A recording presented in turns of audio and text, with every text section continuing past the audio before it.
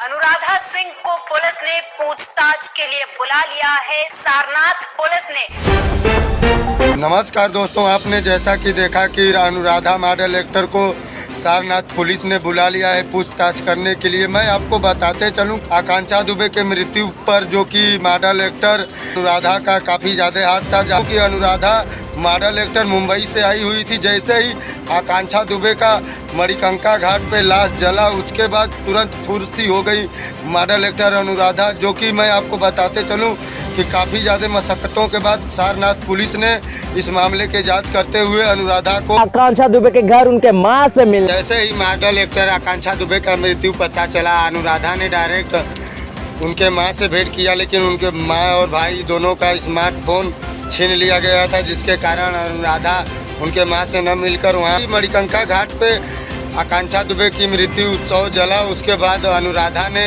तुरंत मुंबई की शिफ्ट कर ली। इसके तुरंत बाद समर सिंह को गिरफ्तार किया गया। मैं आपको बताते चलूं कि जहां तक समर सिंह ने काफ़ी ज़्यादा खुलासा करते हुए कई लोगों को इसमें फंसाया और अनुराधा मॉडल एक्टर को काफ़ी ज़्यादा इसमें आकांक्षा दुबे मृत्यु में जहाँ तक कि अनुराधा ने ही खुद कबूला कि मैं आकांक्षा दुबे को मारने के लिए मुंबई से बनारस के लिए आई थी।